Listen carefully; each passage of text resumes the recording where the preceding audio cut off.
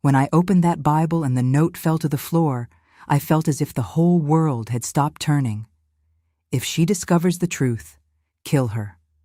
7 words that transformed the devoted wife I was into the strong woman I became. Good morning, my dears. I'm Gertrude Miller. I'm 78 years old, and today I'm going to share with you a story I've kept in my heart for almost 50 years. But before I begin, if you're watching this, please don't forget to hit the like button, subscribe to the Grandma's Diary channel, and tell me in the comments where you're watching from. This helps me continue sharing my stories with you all. It was 1969, and I was only 29 years old. America was going through difficult times with the Vietnam War and Civil Rights Movement, but in our small town in Virginia, life continued at its quiet pace, as if the rest of the world didn't exist. I had been married for 10 years to Anthony, a man everyone respected. He was the accountant at the only bank in town, always wore impeccable suits, and was considered an example of honesty and dedication. Our house was on a tree-lined street, a simple but comfortable construction with a small garden in front where I grew my dahlias. We had 2 wonderful children, Michael, 8 years old, a smart boy who loved to read, and Teresa, 6 years old, a little artist who filled page after page with her colorful drawings. I was what they called the perfect wife back then. I woke up before everyone to prepare breakfast. The smell of homemade bread filled the house while I got the children ready for school. Anthony had his coffee while reading the newspaper that the delivery boy left at our door every morning. After everyone left, I cleaned the house, did laundry, and in my free time, I sewed for a select clientele in town. It was my mother who taught me to sew. She said a woman needs a craft in her hands to never be in need. Little did she know how this advice would change my destiny. Our life seemed perfect in the eyes of others. Anthony was affectionate when there were visitors, brought presents on special dates, and there was never a lack of food on the table. But behind closed doors, there were prolonged silences, unexplained absences, and that feeling that something important was always escaping me. He traveled frequently for work, especially on the first Thursday of each month. Bank business, he vaguely explained. I believed him, or perhaps I wanted to believe. After all, questioning wasn't welcome in our home. Once, when I asked for more details about one of these trips, he looked at me coldly and said, "You have a roof over your head and food on the table. You don't need to know more than that." On that Sunday, August 17, 1969, my life changed forever. I remember perfectly because it was my mother's birthday. May God rest her soul. The children were at my mother-in-law's house, Mrs. Amelia, for Sunday lunch. Anthony had left earlier, saying he needed to resolve some urgent paperwork at the bank before a big transfer that would happen the following week. I was alone at home, fighting against a terrible migraine that had started during the night. The pain was so intense, it created bright spots in my vision. I tried to lie down, but it was impossible. I knew Anthony kept strong painkillers in his office, medications he brought from New York that worked better than any herbal tea my mother had taught me to make. Anthony's office was forbidden territory for me and the children. A man needs a space where he can think without interruptions, he used to say. The door was always closed, but not locked when he was away. I guess he never imagined I would dare enter without his permission. That day, however, the pain spoke louder than respect for the unspoken rules of our marriage. I entered the office looking for the medicine. The room was somber, with a dark wooden desk, a leather armchair, and shelves full of books that I doubted he actually read. There was a characteristic smell in the air, a mixture of tobacco, old paper, and that imported cologne he used only on business trips. I knew the medications were in the top drawer, along with other personal items. While searching among pens, clips, and papers, I felt a strong dizziness. I leaned on the bookshelf to avoid falling and, in this movement, unbalanced some books. The leather-bound Bible, a family heirloom that Anthony displayed with pride, although I had never seen it opened, fell to the floor with a dull thud. The Bible opened in the fall, and from between its yellowed pages slipped a small, folded piece of paper. My first instinct was to put everything back as it was. Anthony would be furious if he knew I was touching his things, but something made me pick up that paper. With trembling hands, I unfolded the note. The handwriting was Edward's, the bank manager, and Anthony's best friend. I recognized it immediately. He sent Christmas cards every year. The message was short and terrifying. If she discovers the truth, kill her. I felt the blood freeze in my veins. The headache seemed to have disappeared, replaced by a strange numbness. My legs weakened, and I had to sit in his armchair to avoid fainting. Who was she? Was it me? What truth was so terrible that it would justify killing me? 1,000 thoughts ran through my mind in those seconds that seemed like an eternity. Carefully, I put the note exactly where it was, between the pages of Proverbs, and returned the Bible to the shelf. I found the painkillers, took one with water from the kitchen, and lay down in the living room, pretending to rest. But my mind was racing. When Anthony returned with the children late in the afternoon, I had already made my decision. I would not confront him directly. If that note meant what I feared, questioning Anthony could be dangerous. Instead, I would pretend nothing had happened while discovering the truth on my own. That night, I served dinner as always. I listened to the children's stories about lunch at their grandmother's house and laughed at the unfunny jokes Anthony told. On the outside, I was the same Gertrude as always. On the inside, something had broken forever. The following days were an exercise in acting. I kept the routine intact. Breakfast prepared early, children ready for school, house clean, dinner on the table at 6 sharp. But I began paying attention to every detail, every word said or unsaid, every gesture. I noticed how Anthony locked the desk drawer when he left, how he quickly hid papers when I entered the room, how he spoke quietly on the phone when he thought I was busy with the children. Small details that previously went unnoticed now screamed at me. A week after the Bible incident, I had my first concrete discovery. I was ironing his shirts, preparing them for the next business trip, when I found a crumpled receipt in the inner pocket of a suit jacket. It was from a jewelry store in Richmond, the neighboring city. The amount was exorbitant, almost 3 times what Anthony gave me monthly for all household expenses. And the purchased item, an engagement ring with a solitaire diamond. I felt as if I had been slapped. Anthony had never given me expensive jewelry. My wedding band was a simple gold piece, and I had some family costume jewelry.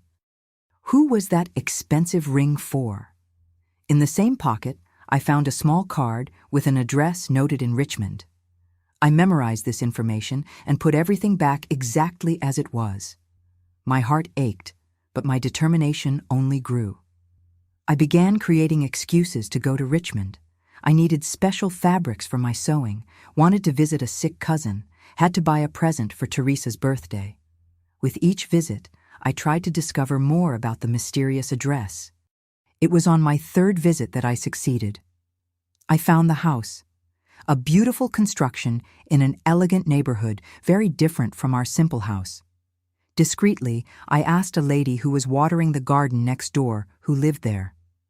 "Oh, it's the young teacher's house, Marianne," the lady replied cheerfully. "Such a beautiful and educated girl. She's expecting a child, poor thing. Her fiancé comes every Thursday. They say he works in another city and can only visit her on that day. It seems they'll get married as soon as he resolves some problems with his ex-wife." Each word was like a stab. First Thursday of the month, exactly the day of Anthony's business trips. The ex-wife would be me. I was already being considered part of the past while living under the same roof as him. I returned home that day with a heavy heart, but with a growing certainty. My marriage was a farce, and I needed to discover more about what Anthony was planning. In the following days, I continued my silent investigation. I befriended Mrs. Irasema, the bank's new secretary, a widow recently arrived in town. Through seemingly casual conversations during our meetings at the market or at church, I collected information about Anthony's work. "We're all so busy with this big transfer happening at the end of the month," she innocently commented after Sunday Mass. "Your husband and Mr. Edward stayed late reviewing documents. I've never seen so much money together in my life. The big transfer Anthony had mentioned. And curiously, he had already warned me that he would make a special trip precisely on that date, a trip that could last longer than usual. The pieces started fitting together, forming a disturbing picture. Anthony and Edward were planning to divert the money from the transfer. The note, the ring, the house in Richmond, the pregnant woman, all were part of a plan. Steal the bank's money and flee to start a new life with Marianne and the child that was about to be born, abandoning me and the children without a penny, possibly without life. That's when I remembered a strange key I had found in his shaving kit months before. At the time, when I asked what it opened, he said curtly that it was from an old file drawer at the bank and quickly put it away. Now, that key gained new meaning. I waited until he left for work and the children for school, and I began searching. It wasn't in the locked desk drawer, nor in the pockets of his suits, nor in the important documents box. Finally, I found it hidden inside a fake book safe on the shelf. Ironically, a book about business ethics. The key opened a small metal box hidden at the bottom of the wardrobe, behind the travel bags. Inside, I found more evidence of the plan. Ship tickets to Argentina, in the names of Anthony Miller and Marianne Oliveira, fake identity documents, and a bundle of love letters signed by Marianne with references to our future together and the baby, who will soon complete us. The last letter was the most recent, dated just 2 weeks before. My love, only 2 weeks left until we're together forever. I've arranged everything as we agreed. The baby's crib is set up in the bedroom. Can't wait to start our real life away from that suffocating town and that woman who never deserved you. Be careful with the final details of the plan. As Edward always says, if she discovers the truth before time, you know what needs to be done. But I know everything will work out. Soon we'll be the family we always dreamed of being. With all my love, Marianne. Tears ran down my face as I read. 10 years of marriage, 2 children, thousands of dinners served punctually, clothes washed and ironed, nights awake caring for sick children. All this would be discarded like garbage, and worse, if I discovered the plan, I would be eliminated. At that moment, sitting on the bedroom floor, with the evidence of betrayal and crime in my hands, I made a decision that would change the course of my life forever. I would not be a victim. I would not be eliminated. I would use everything I discovered to guarantee the future of my children and my own future. Carefully, I put everything back as it was and locked the box, returning it to its hiding place. The key went back to the fake book safe on the shelf. Nothing would reveal that I had discovered the truth. Now I had only 2 weeks until the big heist. 2 weeks to elaborate my own plan. And while preparing dinner that night, smiling at Anthony as if nothing had changed, I already knew what I needed to do. Looking back today, I see how that migraine was actually a blessing in disguise. If I hadn't entered that office, if the Bible hadn't fallen that way, if the note hadn't slipped to the floor, my story would have a very different ending. And you, my dears, have you ever had a moment in life when a small accident revealed a great truth? Leave it in the comments. I love reading your stories. After discovering the whole truth, I spent the night awake. The children slept peacefully, not imagining that our world was about to collapse. Anthony snored beside me, his heavy sleep of someone who carries no guilt. And I, lying with eyes open, saw the moonlight enter through the window, while planning each step of the following days. I had exactly 2 weeks until the date of the big bank transfer they intended to steal. 2 weeks to act before Anthony executed his escape plan with Marianne. 2 weeks to save my life and that of my children. Early the next morning, I began executing my plan. First, I needed my own money.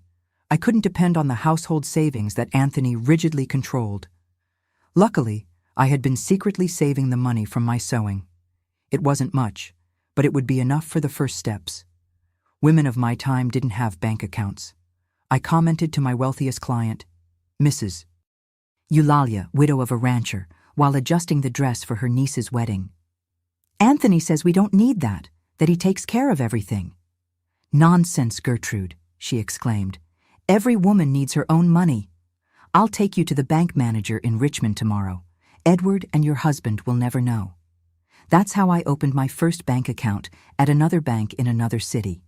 I deposited all the money I had saved over the last 5 years.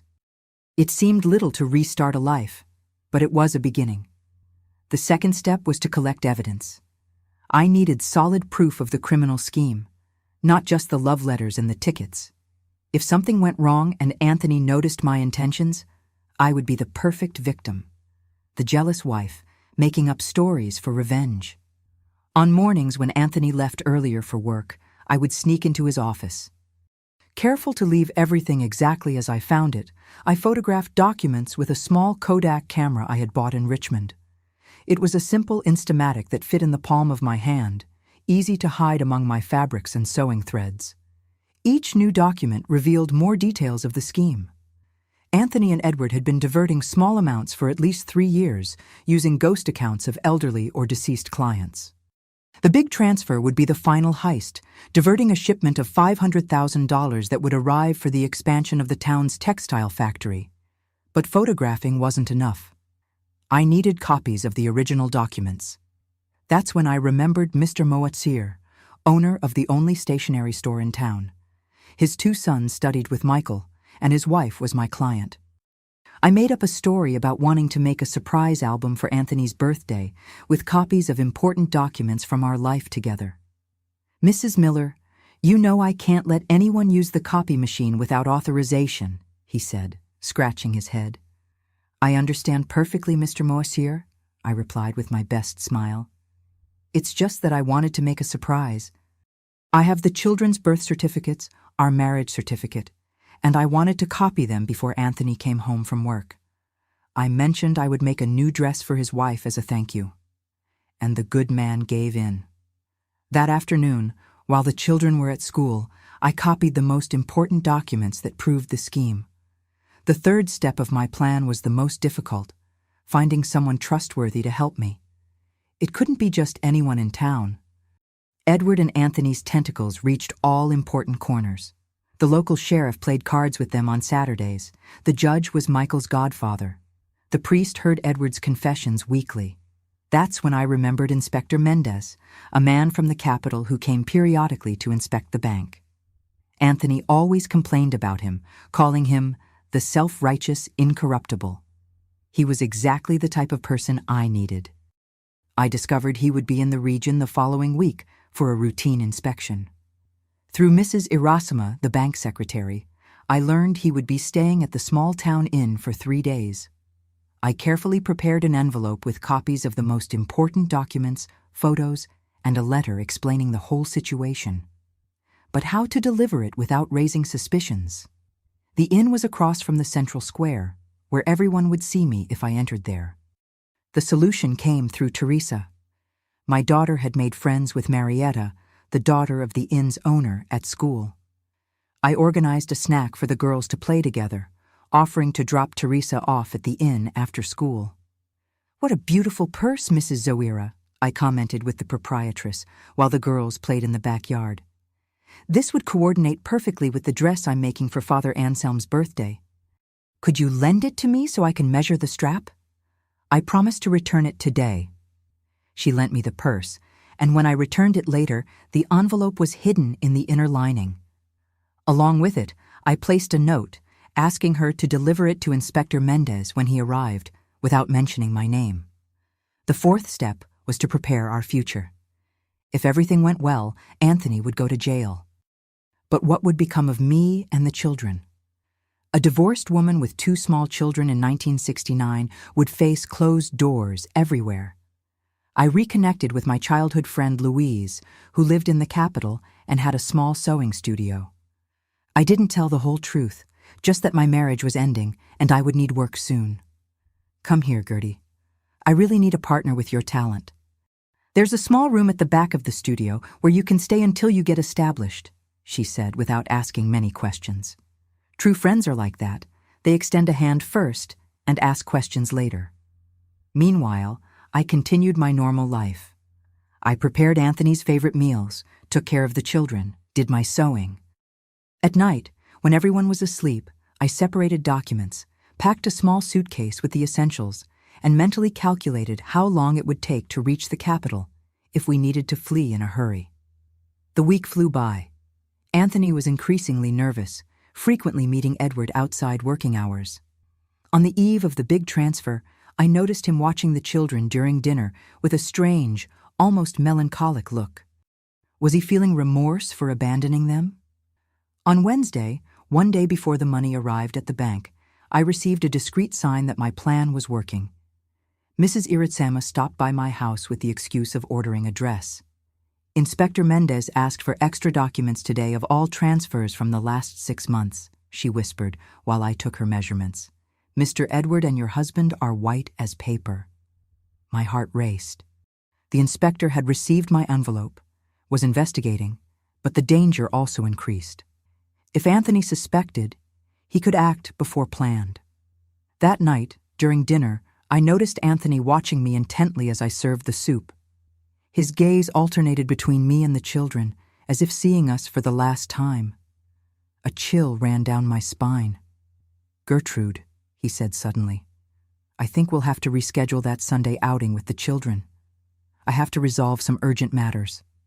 I swallowed hard. The outing was scheduled for the day after the transfer. Would it be when he planned to disappear? "Of course, dear," I replied naturally, serving more soup. "The children will understand, won't they, Michael?" My son nodded, disappointed. Teresa played with her food, oblivious to the tension hovering over the table. After putting the children to bed, I found Anthony in the office, hunched over papers. The door was ajar, unusual for him. Was it a trap? "Anthony," I called softly. "I need money to buy fabric tomorrow. Mrs. Eulalia wants a new dress for her nephew's wedding." He raised his eyes, and for an instant I saw something I had never noticed before. Fear. "Of course," he said, taking some bills from his wallet. More than I had asked for, much more. "Buy something nice for yourself, too." I thanked him and withdrew, my heart pounding. He had never been generous without reason. Was it a farewell gift or guilt? I returned to the bedroom and sat at the dressing table, brushing my long, dark hair, still without a white strand at 29 years old. In the mirror, I saw a woman who no longer recognized the same features, but the eyes carried new knowledge, an iron determination. That night, while Anthony finally slept, I got up silently and went to the children's room. I adjusted Michael's covers. I brushed the hair from Teresa's face. Silent tears ran down my face. I promised myself that, regardless of what happened the next day, they would have a life of truth, not based on lies. Back in bed, I couldn't sleep. The clock marked the hours slowly, each tick-tock reminding me that time was running out for Anthony, for his plan, and for the life I knew. Dawn broke. The day of the big transfer arrived with a cloudless blue sky. I dressed the children for school.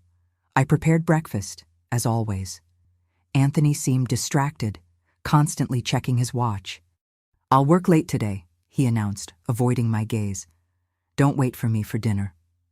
"Any problem at the bank?" I asked innocently, serving more coffee. He hesitated for a second. "No, just bureaucracy. You know how it is." Before leaving, he did something he rarely did. He kissed my cheek and hugged the children, longly. Michael noticed the strangeness, but said nothing. My son was always sensitive to mood changes. After Anthony left, I prepared for any scenario. I separated important documents, certificates, children's vaccination cards, some family photos. I hid money in different places in the house in case I needed to leave in a hurry. I packed 2 small bundles with essential clothes hidden under the bed. The day dragged on. I left the children at school, shopped at the market, sewed a dress for the pharmacist's wife. Normal activities of a common housewife, while inside I was a volcano about to erupt. In the afternoon, Mrs. Iritsama quickly stopped by my house with the pretext of trying on the dress I was making. "There are police from the capital at the bank," she whispered while I adjusted the hem. "They arrived with the money for the transfer. Inspector Mendez is with them. Mr. Edward is locked in the room with 3 men in suits. Your husband tried to leave, but they asked him to stay." I thanked her for the information with a nod, pretending to concentrate on my work. When she left, I sat in the sewing machine chair, trembling. It was happening. My plan was working. But what would come next? I picked up the children from school and took them to my sister-in-law Lucinda's house, Anthony's sister, with the excuse of needing to finish an urgent dress without interruptions. If something went wrong, at least they would be safe. I returned home and waited. The sun was beginning to set, tinting the sky orange and red. The hours passed and no news. The dinner I prepared was getting cold on the stove. The house, usually noisy with the children's games, was immersed in an oppressive silence. At 8 o'clock, I heard sirens. My heart almost stopped. I ran to the window and saw 3 police cars passing quickly down the street toward the center of town, where the bank was located. Half an hour later, loud knocks on the door startled me. I opened with trembling hands, expecting to find police officers. It was Lucinda, my sister-in-law, pale and breathless. "Gertrude, have you heard? Anthony and Edward were arrested. They're saying they tried to steal the money from the textile factory's transfer. A scandal. The entire town is in the square." I pretended surprise and shock, grabbing the doorframe as if I needed support. "It can't be. There must be some mistake." "There's no mistake," she replied, entering and closing the door behind her.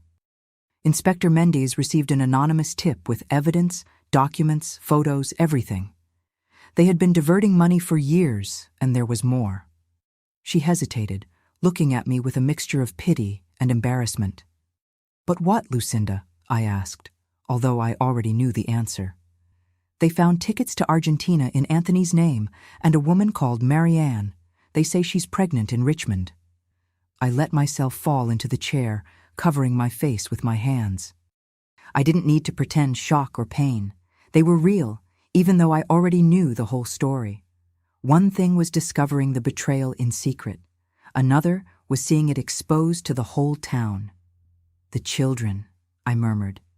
"Are they sleeping well at your house?" "Yes," replied Lucinda, sitting beside me and holding my hand. "They can stay as long as necessary. Now we need to think about what you're going to do." What was I going to do? The question echoed in my mind, while Lucinda talked about lawyers, police interrogations, and the inevitable scandal that would follow. I already knew the answer, of course. I had planned every detail in the last 2 weeks. But at that moment, with reality finally crashing down on my head, I felt a strange mixture of relief and dread. My husband was a criminal. He was in jail. He had betrayed not only me, but the trust of an entire community. He had another woman, another child on the way, and according to the note, would have killed me if necessary. The life I knew was over, but somehow I was alive. My children were safe, and for the first time in 10 years of marriage, the future, uncertain and frightening as it seemed, was in my hands. That night marked the end of the Gertrude I had been until then, the obedient wife, the perfect housewife, the invisible woman. The next day, when the sun rose, I would begin to forge a new version of myself. And that's exactly what I did.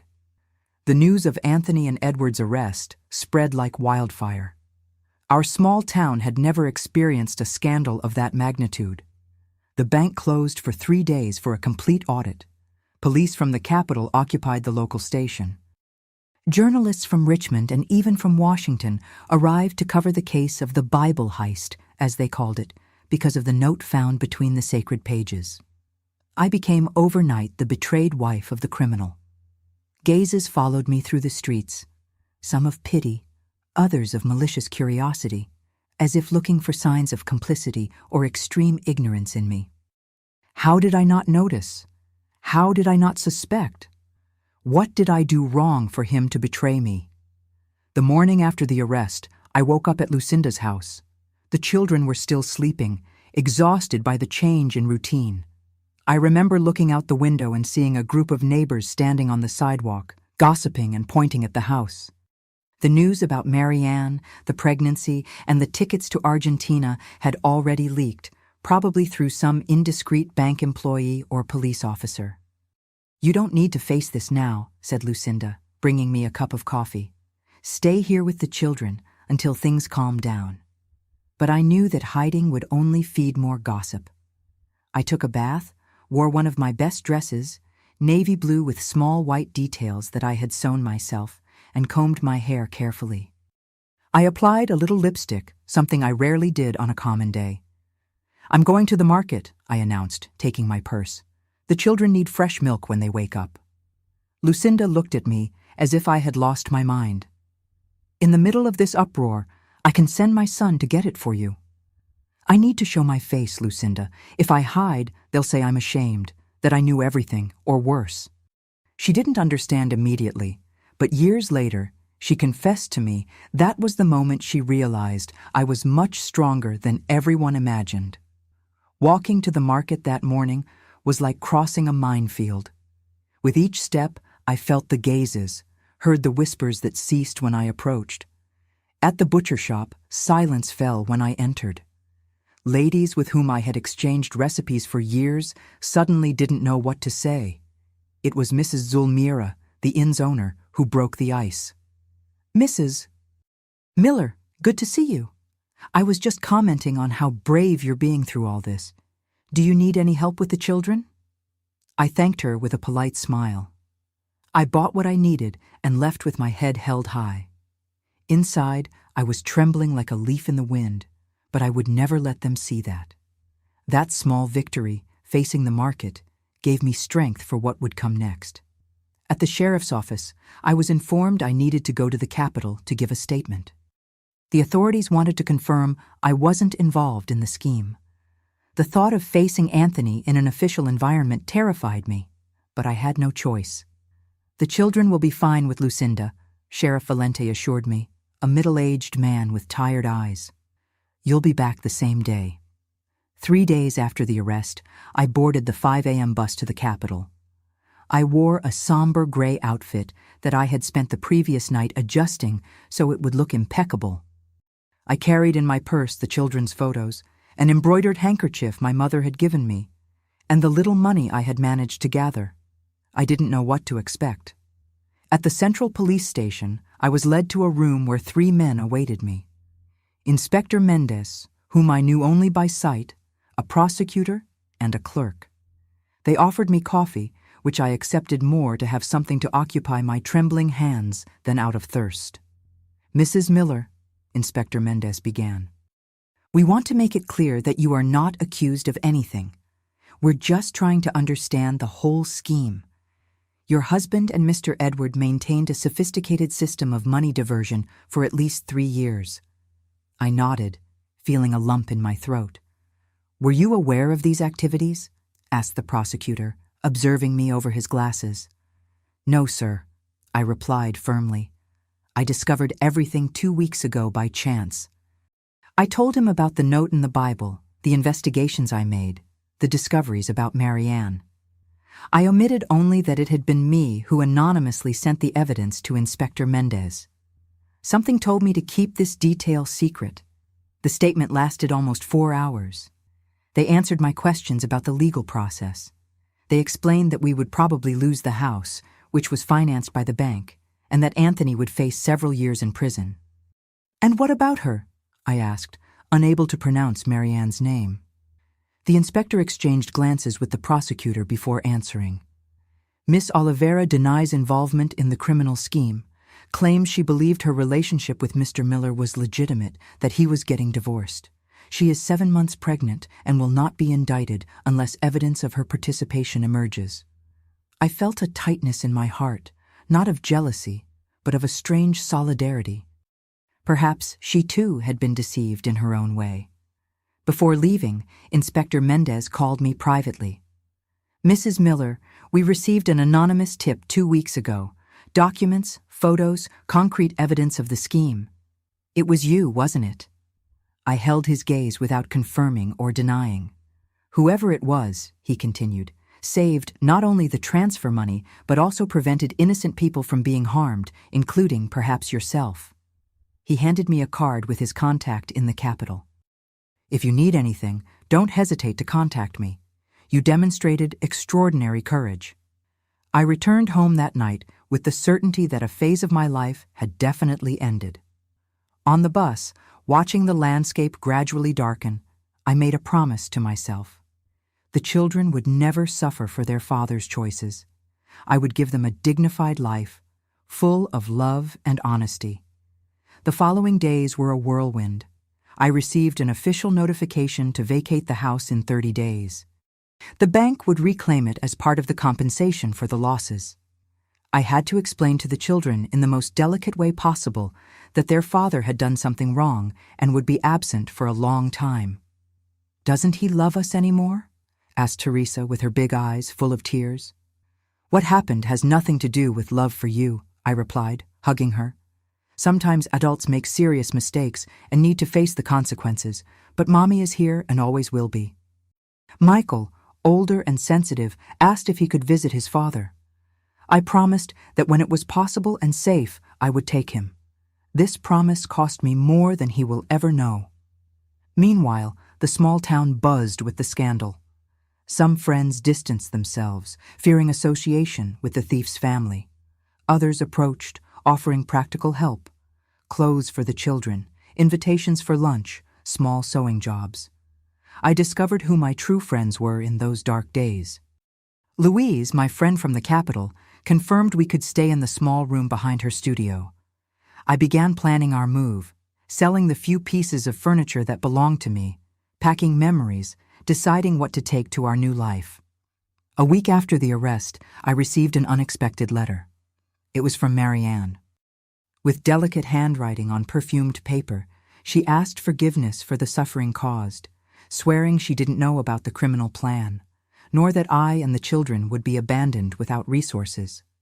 "He told me your marriage had ended years ago, that you only remained together for appearances," she wrote. "I believed because I wanted to believe. Now I carry a child who will be born with his father in prison and an uncertain future ahead. I don't ask for your friendship, just that you know I was also deceived." I folded the letter carefully and put it away. I didn't respond. There was nothing to say. But those words planted a seed that would only bloom years later. On moving day, I dressed the children in their best clothes, put our few bags in the taxi, and took one last look at the house where I had lived for 10 years. I didn't feel sadness, just a vague relief. Those walls held more lies than truths. At the bus station, we found familiar faces who came to say goodbye. Lucinda hugged her nephews long, promising to visit them during vacation. Mrs. Eulalia handed me an envelope discreetly. "A small loan," she whispered. "To start your business. I know you'll pay me when you can." The trip to the capital lasted 4 hours, but it seemed we were crossing to another planet. Michael looked fascinated out the window, the buildings getting taller as we approached. Teresa slept in my lap, exhausted by the adventure. As for me, I observed my reflection in the window glass. A 29-year-old woman, officially separated, without her own home, with 2 children to raise, and an uncertain future ahead. Strangely, I didn't feel afraid. For the first time in many years, I breathed freely. Louise was waiting for us at the bus station. Her wide and sincere smile was like a ray of sunshine amid the fog. She hugged me long and then bent down to greet the children. "Welcome to your new life," she said simply.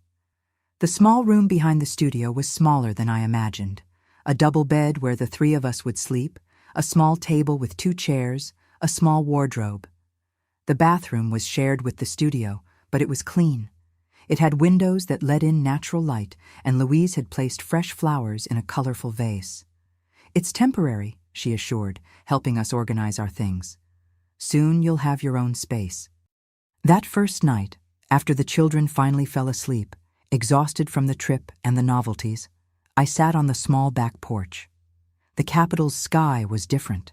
Fewer visible stars, more artificial lights, the constant noise of cars in the distance. Everything was strange. and yet I felt an inexplicable peace. There, under the unknown sky, I swore I would transform our tragedy into triumph.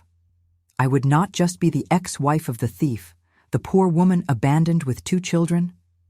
I would be Gertrude, seamstress, mother, independent woman, someone who found a threatening note and instead of becoming a victim, used it as a catalyst for her liberation. The first months were extremely hard. I worked at Louise's studio during the day, doing adjustments and simple sewing. At night, when the children slept, I created my own models, dreaming of the day I would have my own clientele. Michael and Teresa were enrolled in the local public school, quite a change for children who came from a small school in a small town. Money was counted penny by penny.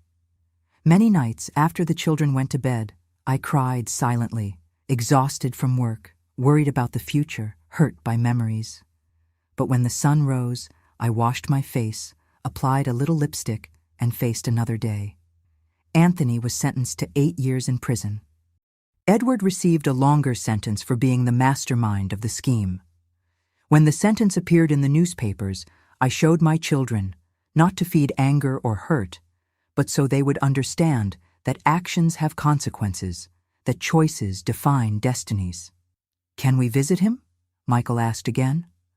"Whenever you want," I replied. "He made serious mistakes, but he continues to be your father." The first visit to the penitentiary was a trial. Seeing Anthony in uniform, thin and worn, made Teresa cry throughout the entire encounter. Michael remained silent, observing his father as if trying to reconcile this image with his memories. "Are you all right?" Anthony asked, avoiding my gaze. "We're starting over," I replied simply. "The children miss you." He tried to explain, to say he never intended to hurt us, that the plan got out of control. I didn't respond. Some lies don't even deserve the effort of being denied. Gradually, our life took shape in the capital. Louise taught me new sewing techniques, introduced me to potential clients, shared her knowledge about the fashion business. After 6 months, I had my own clients, women who appreciated my meticulous work and elegant yet practical designs. With the money I saved and Mrs. Eulalia's loan, we managed to rent a small apartment near the children's school. 2 bedrooms, a tiny living room, a kitchen where the 3 of us barely fit to have dinner, but it was ours. We bought secondhand furniture, I sewed colorful curtains, and Michael painted the walls of his room, shared with Teresa. We transformed that rented space into a home. At night, when I finally had a moment just for myself, I thought about the woman I was and the woman I was becoming. The discovery of that sinister note in the Bible changed everything, not just my destiny, but who I was inside. The submissive and insecure wife had been left behind, along with the house in Virginia and the lies that sustained it. Sometimes I wondered about Mary Ann and the child. Had they stayed in town facing the stigma? Had they returned to her family? Would that baby, half-sibling to my children, ever know about Michael and Teresa? Life continued its course with small daily victories. Teresa learned to read and devoured all the books we could borrow from the library. Michael excelled in mathematics, dreaming of becoming an engineer. I expanded my clientele. My reputation as a seamstress grew, and some party dresses I created were praised in social columns of small newspapers. It was 1971. I was 31 years old, and for the first time since I could remember, I felt in control of my own destiny. It wasn't rich, it wasn't easy, but it was authentic. It was mine. And it was then that destiny decided to bring another twist to our story. It was a Wednesday in October 1971 when the past knocked on my door. Literally. I had just turned 31 and finally began to reap the fruits of my hard work. My small atelier, installed in the living room of our apartment, gained recognition among middle-class ladies of the capital. It wasn't luxurious like the big fashion salons, but I had loyal clients who appreciated my meticulous work and fair prices. That rainy afternoon, I was finalizing a graduation dress for the daughter of an important client when someone knocked at the door. Michael, then 10 years old, ran to answer before I could clean my hands full of pins. "Mom," he called with a hesitant voice that immediately alerted me. "There's a lady here with a baby." I put the pins in the case, quickly adjusted my hair, and went to the door. There, soaked by the rain and visibly nervous, was Marianne. In her arms, a baby of approximately 1 year slept peacefully, oblivious to the silent drama unfolding. Time seemed to have frozen. I studied her face, thinner than in the photos I had seen. Deep dark circles, hair without the shine that had so enchanted Anthony. Her eyes, however, maintained the same determination I recognized in her letter. "Sorry to appear like this," she finally said, her voice almost a whisper. I didn't know where to go. For an instant, all the feelings I had repressed threatened to overflow. Anger, hurt, indignation. How dare she appear at my door, bringing the fruit of the betrayal that destroyed my family? But then I looked at the sleeping baby, with chubby cheeks and long eyelashes like Michael's when he was a newborn. An innocent child who didn't ask to be born into that mess. "Come in," I said simply, opening the door wider. "You're soaked." Michael watched the scene open-mouthed, trying to understand who those visitors were. Teresa, who was playing in the bedroom, appeared curious upon hearing unfamiliar voices. "Children, this is an acquaintance who needs help," I explained, avoiding labels or complex explanations at that moment. "Michael, get a clean towel from the closet. Teresa, put water on to heat. We're going to make tea." While the children fulfilled their tasks, I indicated the sofa for Marianne. She sat on the edge, as if fearing to occupy too much space, still holding the baby firmly against her chest. "Is it a boy?" I asked, trying to break the ice while Michael returned with the towel. "Yes," she replied, gently drying her son's face. "Charles, he's 10 months old." I offered tea and cookies, which she accepted with trembling hands. The children, sensing tension in the air, made up an excuse to go play in the bedroom. When we finally were alone, Marianne began to speak, the words coming out like a dam that breaks after containing water for too long. "I lost everything, Mrs. Miller. The house in Richmond was rented in Anthony's name. I was evicted soon after the scandal. I returned to my parents' house in Norfolk. But when Charles was born, my father couldn't bear the shame of having a bastard grandson, as he said. He expelled us. I tried employment at several schools, but doors closed when they discovered my story." She paused, sipping the tea to gain courage. "Anthony said he would come get us when he got out of prison. He promised we would be together, that he would make up for everything. I believed him, as always, but last week I received this." From her wet purse, she took a crumpled envelope. Inside a short and cold letter, written in the handwriting I knew so well. "Marianne, circumstances have changed. When I get out of here, I'll need to start from scratch. I won't be able to support you and the boy as I promised. It's better we go separate ways. Take care, Anthony." I returned the letter without comments. I wasn't surprised. It was the same pattern. Use people and discard them when they no longer served his purposes. "I have nowhere to go," she continued, tears finally escaping. "I'm sleeping in cheap inns. The money is running out. I heard you opened a studio, that you're rebuilding your life. I didn't come asking for charity, I came asking for work. I can clean, attend to clients, anything. I just need a start to take care of my son." I looked at that woman, so young, so desperate, and at the sleeping baby in her arms. He had the same chin as Michael, the same eyebrow shape. He was half-brother to my children, whether I wanted it or not. What right did I have to judge Marianne? She too had been deceived. She too had been discarded when she ceased to be convenient. The difference between us was that I had discovered the truth in time to prepare, to build an escape plan. She was caught unprepared, with a baby in her arms and empty promises in her ears. "Do you have experience with sewing?" I finally asked. She shook her head. "No, but I learned quickly. I was a primary school teacher. I know how to deal with details. I'm organized."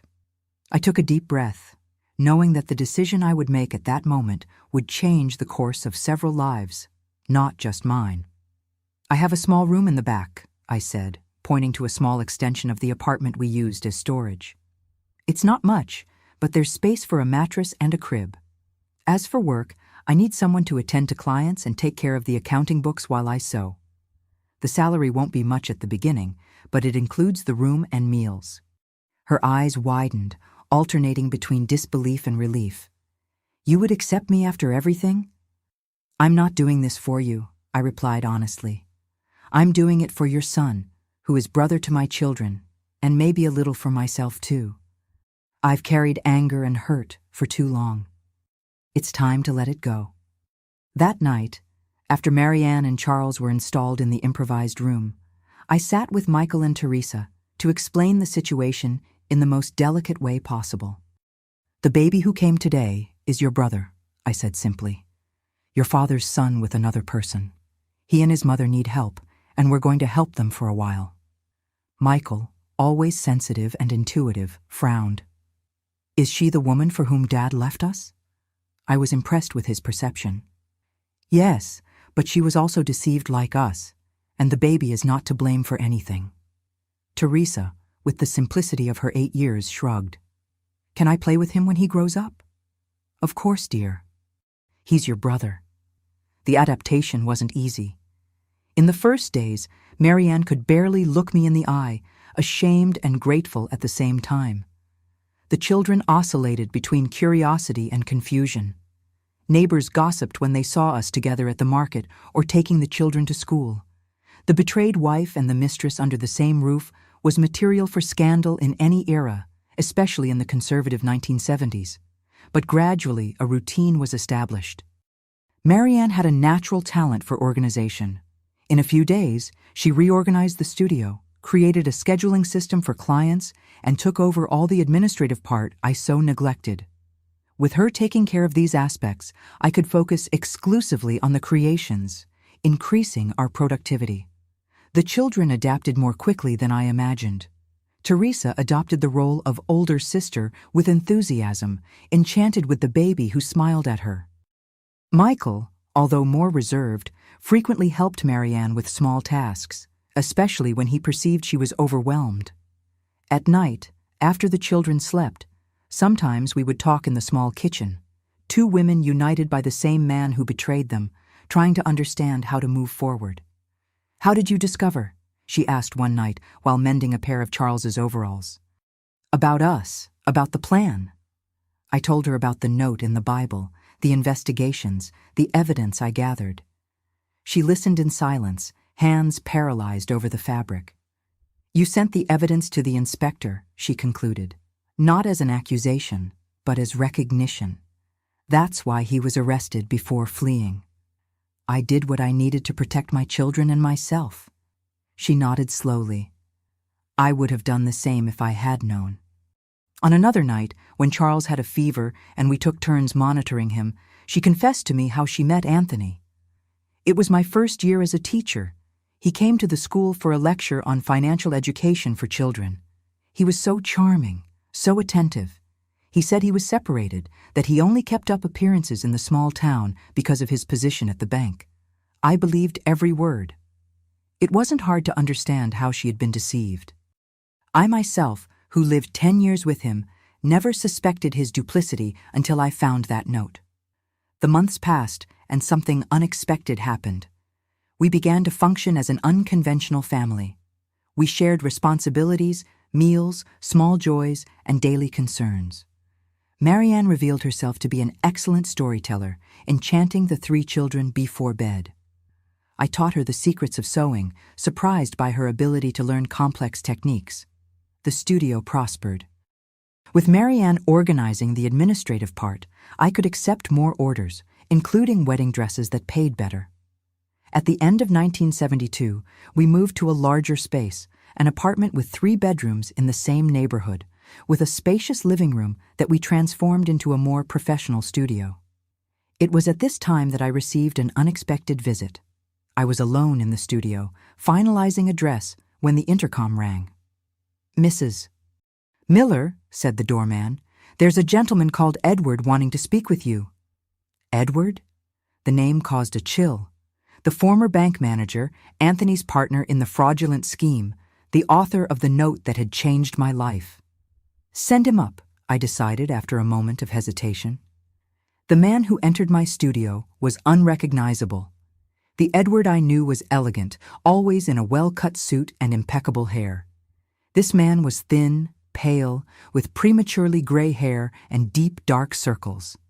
"Thank you for receiving me," he said, refusing the coffee I offered. "I was released 3 days ago, reduced sentence for good behavior." I remained silent, waiting for him to explain the reason for the visit. "I came to ask forgiveness," he continued, looking at his own hands. "I know I don't deserve it, that you probably hate me. The note was Anthony's idea. He feared you would discover about Marianne, about the money. He said it was just a precaution, that it would never be used." I believed, or wanted to believe. "Why are you telling me this now?" I asked, keeping my distance. "Because I spent 3 years in prison thinking about the man I became, about what we almost did to you, the children. Anthony feels no remorse, you know? He blames everyone except himself. But I can't live with this weight anymore."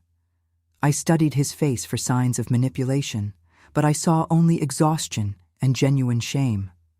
"What do you intend to do now?" I asked. "Return to my hometown in the South.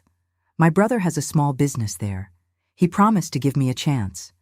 I know I can never fully compensate for the harm I caused, but I want to try to live honestly from now on." When he got up to leave, he said something that surprised me. "Your denunciation saved many lives, did you know?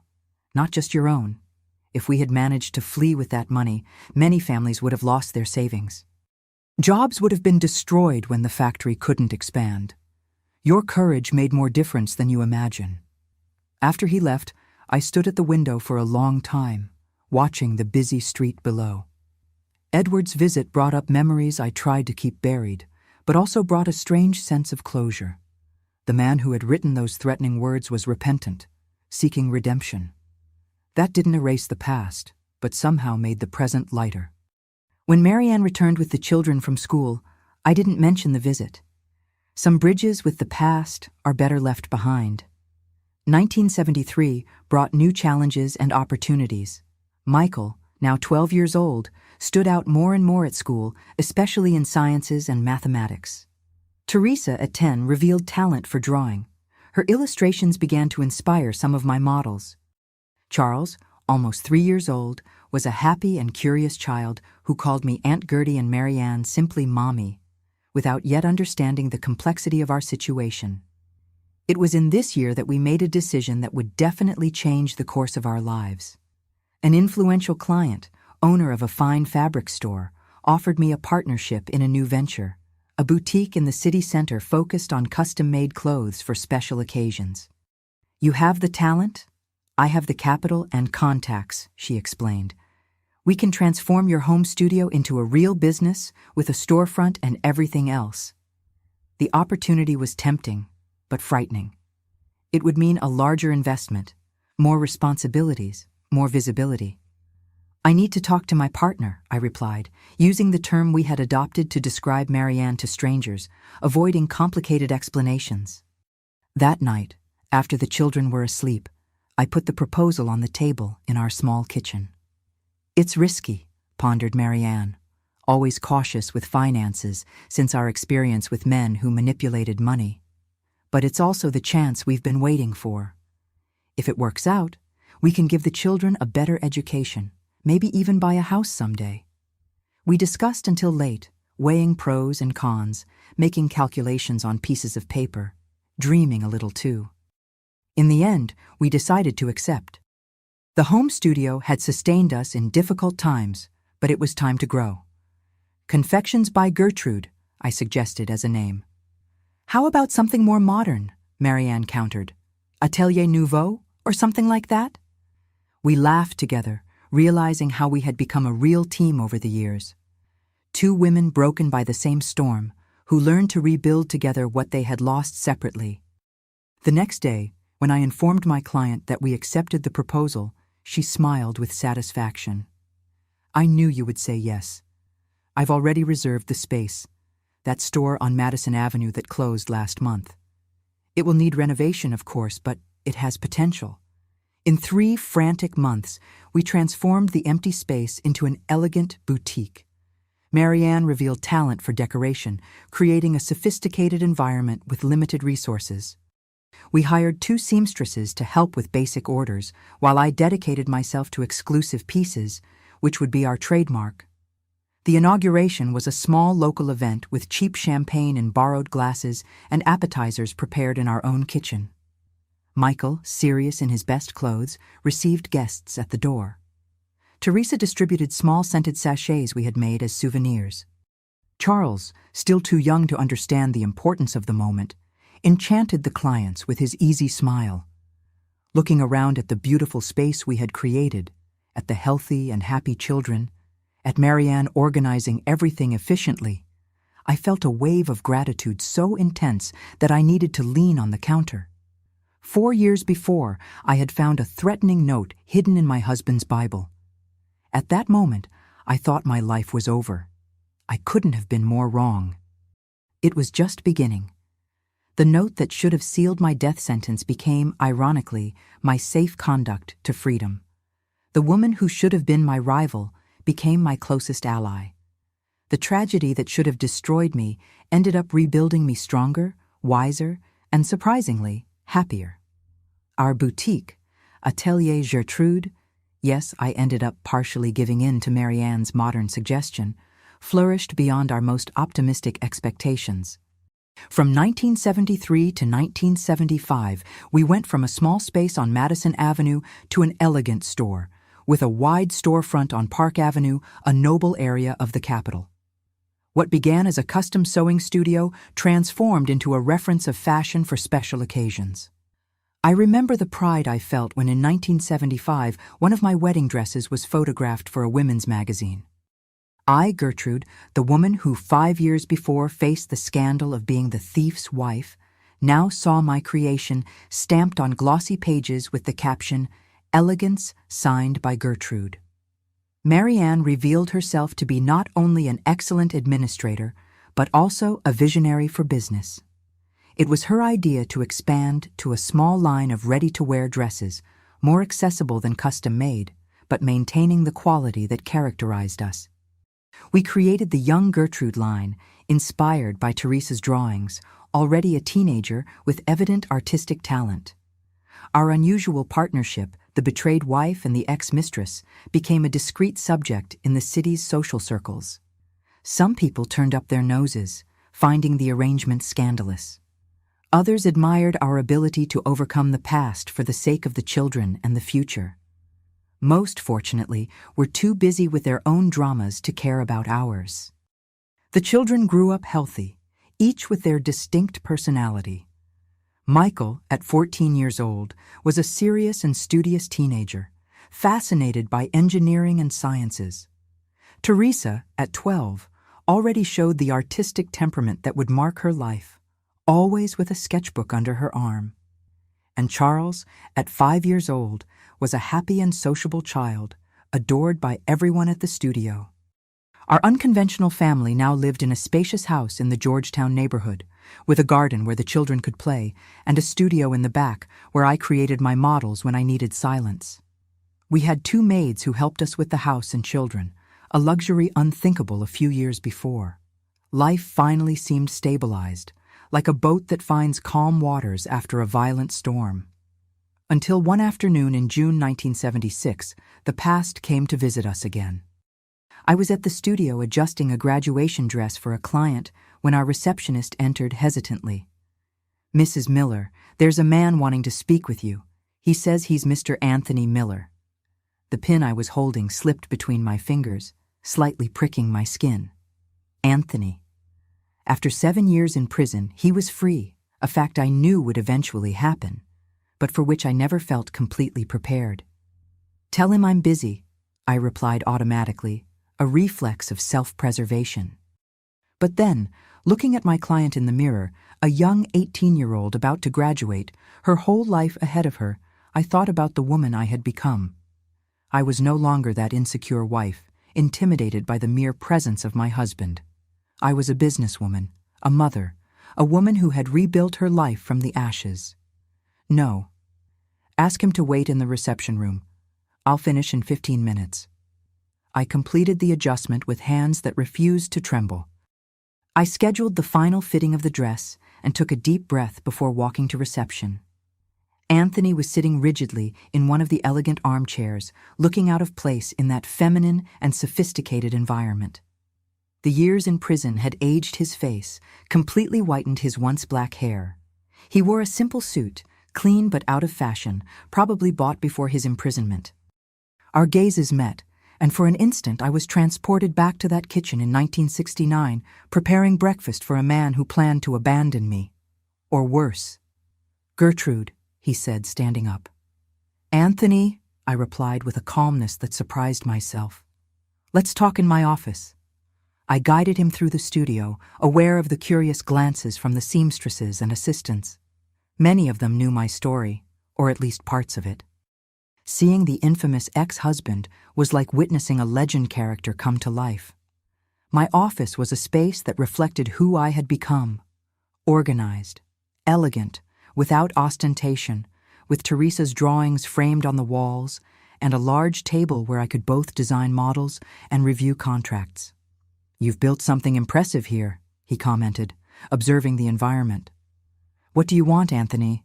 I asked directly, indicating he should sit while I took my place behind the desk.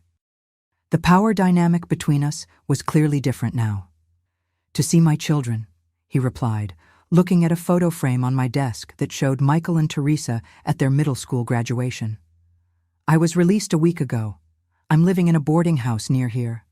Michael is 15 years old now. Teresa, 13. They're no longer the children you left behind." "I know," he said, rubbing his hands nervously. "I received the letters and photos you sent.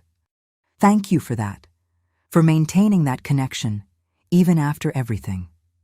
I nodded silently. Despite everything, I had always kept my promise to keep the children connected to their father. I sent photos, school reports, important news, allowed them to visit him when they showed interest, although these visits had become increasingly rare over the years.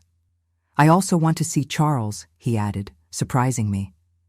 "Charles? You rejected your own son. Marianne showed me your letter." A blush of shame hit his aged face. "I was desperate, Gertrude. I thought it would be easier for everyone if I simply disappeared from your lives. But in prison, I had too much time to think, to regret."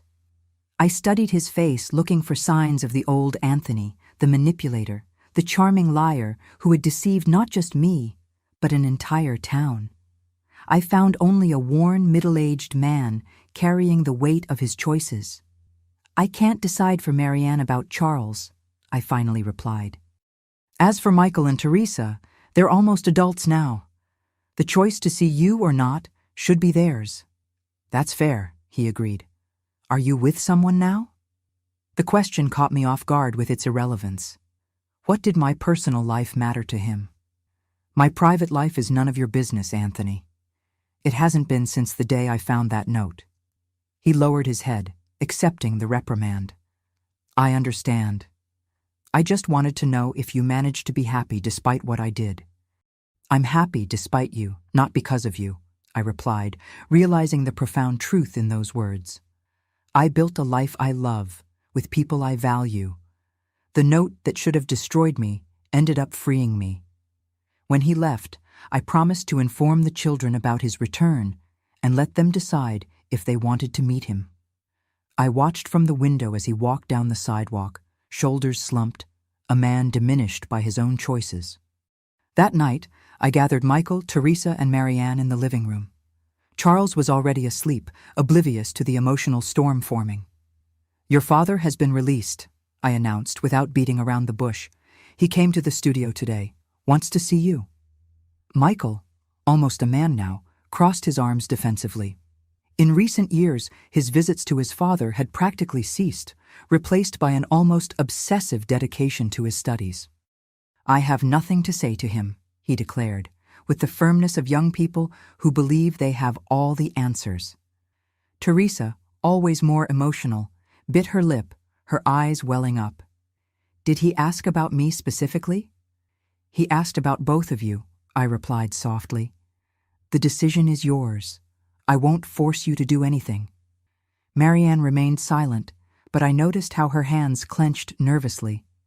The mere mention of Anthony still affected her, despite the years and the new life she had built. "He wants to see Charles too," I added, looking directly at her. Her eyes widened. "After the letter he sent me? After abandoning us? Why now?" "He says he repented, that he had time to think in prison." A heavy silence fell over the room, each absorbed in their own thoughts and memories. "I'll meet him," Teresa finally decided. "Not for him, but for me. I need to understand some things." Michael shook his head. "I'm not ready yet. Maybe I never will be." Marianne took a deep breath, eyes fixed on a photograph of Charles on the wall. "If he really wants to know his son, I can't deny that to Charles, but it will be on my terms, with clear boundaries." In the days that followed, our home, normally a refuge of hard-won peace, became an emotional minefield. Teresa met her father at a cafe near home, a 2-hour conversation that left her exhausted, but somehow lighter, as if she had finally released questions kept for years. "He cried when I showed him my drawings," she told me afterward. "He said he always knew I would be an artist. It's strange, Mom, but I don't feel angry anymore. Just a kind of sadness for what could have been." Michael maintained his decision not to see his father, channeling any emotional conflict into his studies and science projects. At 15 years old, he already spoke with conviction about studying engineering at the best university in the country. The most tense meeting was between Marianne, Charles, and Anthony, held in a public park at her insistence. I didn't participate, of course, but Marianne told me afterward. While we had tea on the porch, she described how Charles, not knowing who that gentleman was, animatedly showed him his favorite toy car. "Anthony kept repeating how he looks like Michael at the same age," she reported, her voice trembling. "He asked forgiveness, said he wrote that letter in a moment of desperation. Offered money for Charles's education." "Did you accept?" I asked, knowing her fierce independence. "No," she replied firmly. "I said we didn't need his charity, that you and I built something solid, that Charles has everything he needs, but I agreed he can see the boy occasionally if Charles shows interest." In the following weeks, Anthony became a peripheral presence in our lives. He would appear on Sundays to take Teresa to lunch or Charles to the zoo. Michael remained steadfast in his refusal, although I suspected he secretly followed the stories Teresa told about these meetings. As for me, I maintained a polite distance. There was no more anger or fear, just the clarity that our paths had definitely separated 7 years before when I found that note in the Bible. Life continued its course. Our boutique continued to prosper, expanding to a second store in a newly inaugurated shopping mall, a new concept at the time. In 1978, I was invited to present a small collection in the first version of what would become the New York Fashion Week decades later. Michael graduated with honors from high school and was accepted to MIT, realizing his dream of studying engineering. Teresa, following her artistic talent, entered the Rhode Island School of Design, eventually specializing in fashion design to work by my side. Charles, growing up in an environment surrounded by creativity and entrepreneurship, showed talents for business even as a child. Anthony found work as an accountant in a small company, living modestly in a rented apartment. The luxurious life he had known before prison was definitely in the past. At important events for the children, graduations, presentations, competitions, we maintained a cordial distance, silently recognizing that, despite everything, we were united by the 3 young people we helped raise. It was in 1980, almost 11 years after the discovery of the fateful note, that the cycle finally completed. I was in my studio working on the final details of a wedding dress when my assistant interrupted me.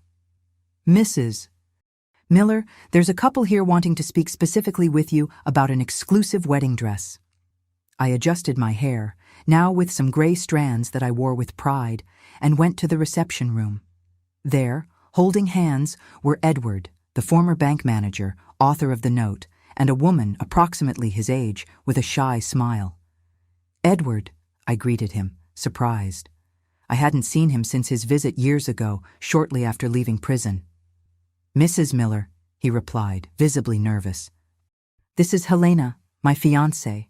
We're getting married next month. A simple ceremony. When we were looking for someone to make her dress, your name appeared in all the recommendations.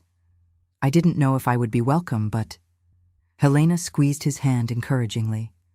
"He told me about his past, about his connection with Mrs. Miller," she explained. "I know it's asking a lot, but I would be honored if you would consider creating my dress."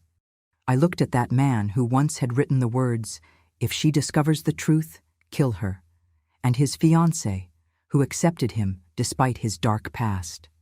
The irony of the situation didn't escape me. The man who had participated in a plan that almost destroyed my life now came to me seeking help to celebrate his love. 11 years ago, I would have refused immediately, moved by hurt and justified resentments. But the woman I was now understood something about second chances, about new beginnings, about transforming tragedies into triumphs. "Come with me, Helena," I said, guiding her to the fitting studio. "Let's talk about what you imagine for your big day." In the months and years that followed, our story continued to unfold in directions I could never have predicted that fateful afternoon in 1969. Michael graduated as an engineer and eventually opened his own construction company. Teresa became my creative partner at the studio, bringing fresh air to my traditional creations. Charles, with support from both Marianne and Anthony, went into business administration, eventually taking over the management of the business that Marianne and I built. Marianne and I never separated, neither as partners nor as family.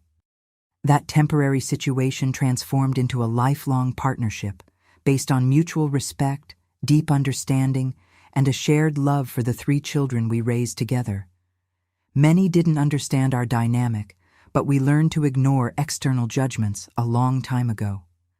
Anthony passed away in 1995 after a sudden heart attack. At the funeral, we were all there: Michael, Teresa, Charles, me, Marianne. Not for lost romantic love, but out of respect for the man who, despite his enormous mistakes, had connected us in ways none of us could have imagined. Today, at 78 years old, I look back and see how a simple note hidden in a Bible completely altered the course of my existence. What should have been my death sentence became, ironically, the catalyst for a full and authentic life. I now have 6 wonderful grandchildren. The boutique transformed into a nationally respected brand, although I officially retired a few years ago, leaving the business in the capable hands of Teresa and Charles. Marianne and I still live together, 2 elderly ladies who shared so much that they became practically sisters. Sometimes, when we're gathered for a Sunday lunch, my children, grandchildren, Marianne, I think about that frightened 29-year-old woman, trembling as she read a threatening note with no idea how she would face the future. I wish I could go back in time and whisper in her ear, "Courage, Gertrude. What seems like the end of everything is just the beginning of something extraordinary. The storm is brutal, but what you'll build after it will be stronger and more beautiful than you ever imagined."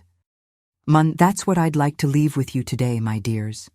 Whatever storm you're facing, know that it can be the beginning of something new, not the end of everything. Sometimes, we need something to break completely so we can build something much more beautiful in its place. Thank you for accompanying me on this journey of memories. If this story touched your heart, leave your like, share it with someone who needs to hear a message of hope, and subscribe to the Grandma's Diary channel for more stories of overcoming. Tell me in the comments if a great difficulty ever transformed into a blessing in your life, a loving hug from this grandma who learned that it's not the events that define our lives, but how we choose to respond to them. Until the next video,